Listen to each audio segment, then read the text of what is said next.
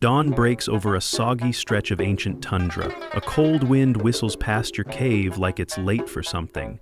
You're bundled in mammoth hide, cradling a lukewarm tuber when it happens. A sound. Soft, wet, confused. You pause mid-chew. No one says a word. Then, slowly, 10 heads turn in the direction of the noise. One person refuses to make eye contact. Another pretends to examine a particularly fascinating pebble. Congratulations, someone just farted in the cave, and it's about to become the most important social moment of the day.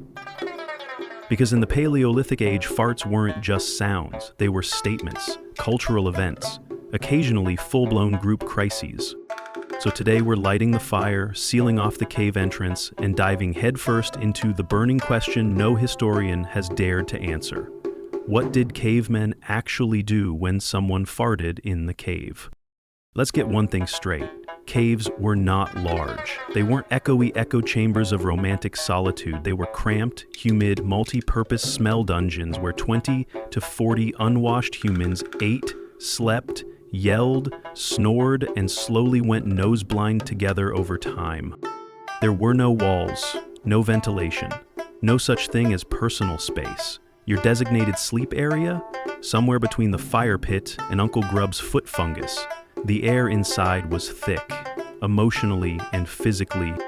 Every night, the entire band huddled together like a pile of sweaty, prehistoric puppies.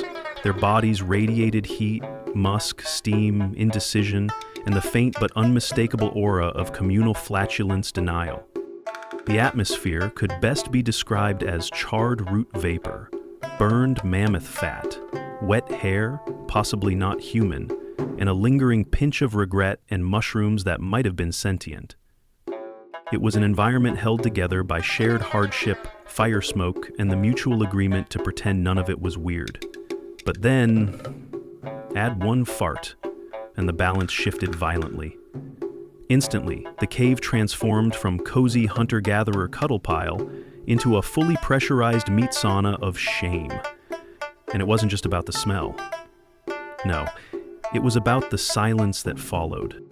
A silence so heavy it crushed small rodents. A silence louder than any saber-tooth roar, more damning than forgetting your aunt's berry festival.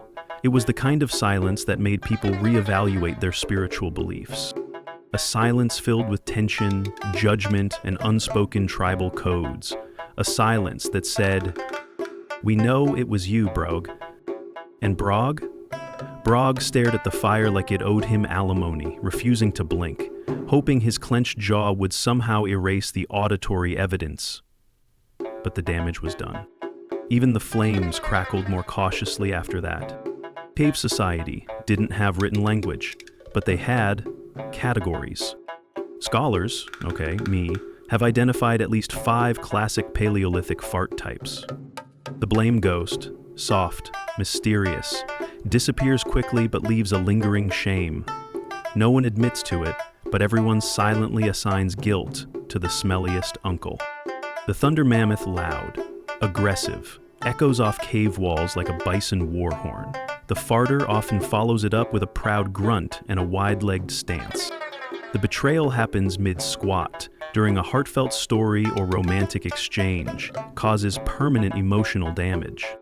The stealth tuber, silent but rooted in last night's questionable tuber stew, smells like roasted onions and internal decay, can cause tears. The group cleanse, everyone ate the same fermented moss. No one is okay. The cave becomes a disaster zone. Nothing is sacred. You'd think early humans were too busy dodging death to care about farts. Wrong. Caveman social life was a minefield of unspoken rules, and none were more sacred than the gas code. Rule number 1, deny everything.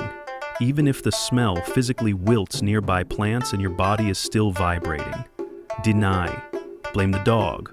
Blame the fire. Blame spirits. Rule number 2, no eye contact. If you hear it, look away, pretend you didn't. Staring only makes it real. Rule number 3, don't laugh first. The first laugh is the weakest link. That person becomes the new suspect. Fart guilt is contagious. Rule number 4. If the shaman farts, it's a vision. You don't question sacred gas, you interpret it. Rule number 5. If it's during the mating dance, pretend it was percussion. Rhythm is survival. The cave was a pressure cooker. Not just hot, but tense.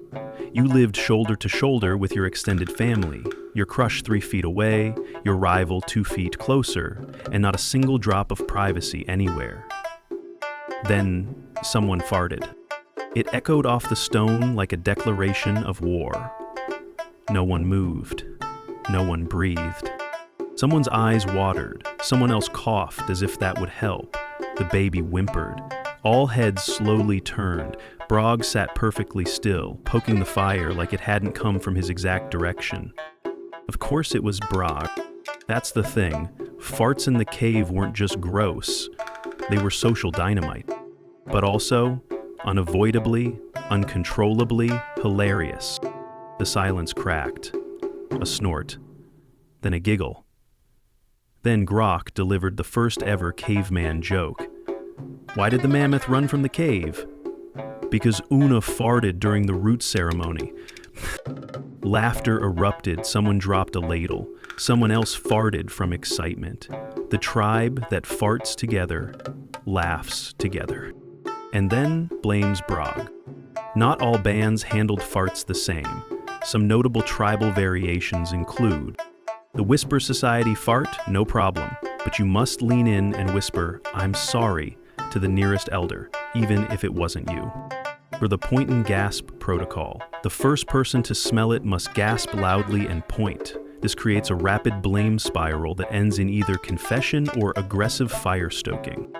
The shamanic interpretation, the fart is interpreted as a spiritual message. The ancestors say, switch to pine bark tea. The dance of dispersion. Someone waves a stick, starts stomping in place, and chants a fart cleansing ritual. Wind spirit go, take the stank below. Few things were more dangerous than farting near a potential mate. Seriously, you could survive a hyena attack, you could outrun a landslide, you could eat a questionable mushroom and still walk it off. But fart during a romantic moment? Game over. Imagine it. You've spent days whittling a beautiful bone comb from the finest rib fragment you could find. You've offered your least burned tuber, the crispy end piece, the good stuff. You even gave up your prime sleeping spot near the warmest part of the fire, just so she could avoid the draft from the cave mouth. And now, the moment has arrived. The fire crackles softly. The moonlight glints off your freshly cleaned teeth, all 6 of them. You lean in with what can only be described as a seductive grunt. You're about to say something heartfelt like, "Nice moss in your hair." And then, your gut betrays you. Not a cute, squeaky one you can pass off as a mouse. Not the kind you could bury under a throat clear or stick movement. No, we're talking full volume, prehistoric foghorn. The kind of fart that has echoes. The kind of fart that briefly confuses nearby birds. And then comes the smell. A thick, emotional scent. It smells like sadness, betrayal, and boiled roots gone very, very wrong. It's over. You know it. She knows it. Even the fire flickers like it's trying to move farther away from you. You try to act cool, like maybe it was the log shifting beneath you. She doesn't buy it. She's already backing away, slowly, toward Twig the Gatherer. Twig, who smells like elderflower and smugness. Twig, who once made her bracelet out of moss that spelled respect in root braille. Twig, who has never farted in public. Allegedly. You watch as she giggles at something Twig says about pine nuts, and you just stand there, sweating, reeking, holding a bone comb that no one wants anymore. Love is brutal, and so is lentil stew. Naturally, some farts became legend. They weren't just biological events, they were historical milestones, passed down in whispers by firelight, etched into cave walls by trembling hands, remembered not with shame, but with awe. Take, for example, the Great Fart of Grubnox. A beloved tale, a cautionary warning, a seismic event. Grubnox, after consuming an entire honey root feast meant for 12, unleashed a blast so unholy it extinguished the campfire and made the cave echo for 3 full minutes. 3 full minutes. Elders claim it knocked over a toddler. The shaman lost his eyebrows. A bat fell from the ceiling. Then there was the echo of the hollow boulder, a moment now studied by primitive acousticians. Someone, anonymous but we all know it was Brog, let loose inside a perfectly round hollow rock chamber. The fart bounced and bounced and bounced for hours, haunting the camp like a squeaky, gaseous ghost. At least one tribe member swore it whispered their name. And yes, there's even cave art. Crude but expressive. Stick figures hunched over, surrounded by wavy stink lines. A mammoth mid-sprint with distress squiggles by its rear.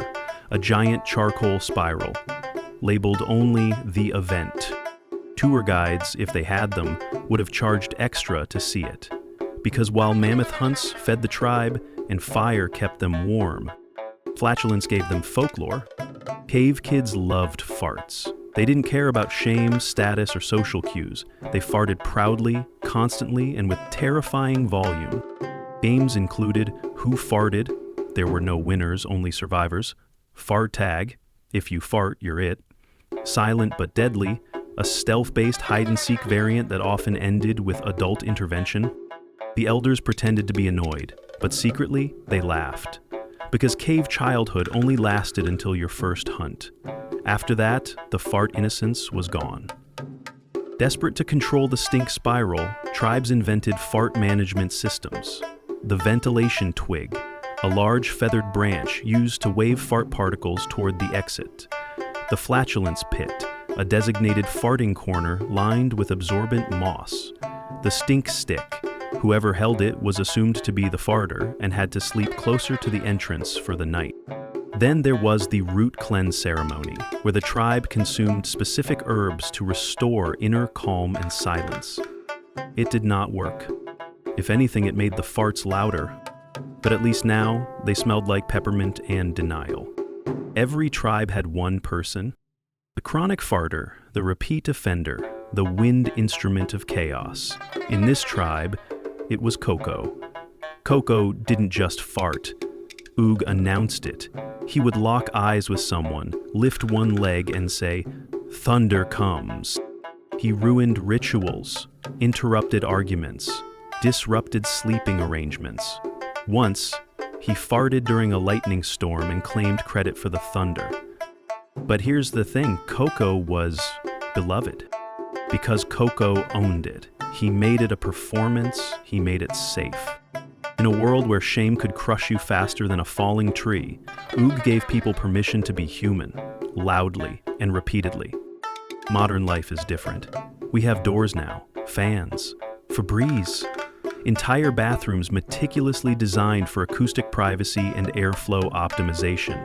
Our chairs are padded, our floors don't echo. You can blame a squeaky shoe, a faulty cushion, or the dog, even if you don't have one. We live in a world where farts can be hidden, denied, even digitally edited out of a podcast, but deep down, we still carry the cave inside us. That nervous chuckle when a friend lets one slip during game night, that involuntary smirk across a classroom when the silence breaks just a little too rudely, that collective tension in a car after taco night when the windows are locked and someone's pretending to be asleep. We all know the moment. You hear it. You pause. Your brain short circuits between social contract and biological reality. You must choose. Do you pretend nothing happened and die slowly inside? Or do you laugh, acknowledge, and move on together? Cavemen made that call too, only they didn't have windows or plausible deniability. Just a fire, some moss, and the fragile threads of communal trust. And somehow, that made it more human, that is ancient, because farting in a cave wasn't just about smell. It was about survival. It was about group dynamics. It was about forgiveness. It was about being human and still choosing to sleep next to someone, even if their insides sounded like a haunted tree stump. So the next time someone farts near you, don't recoil in horror. Don't exile them from the fire circle. Instead, channel your inner Coco. Offer them a knowing glance. maybe a respectful nod, maybe a ventilation twig. Because in the end, farting in the cave wasn't a scandal, it was a test. A ritual, a stinky little reminder that we're all stuck in the same humid, echoey, awkward cave together. And somehow, we're still surviving. One toot at a time.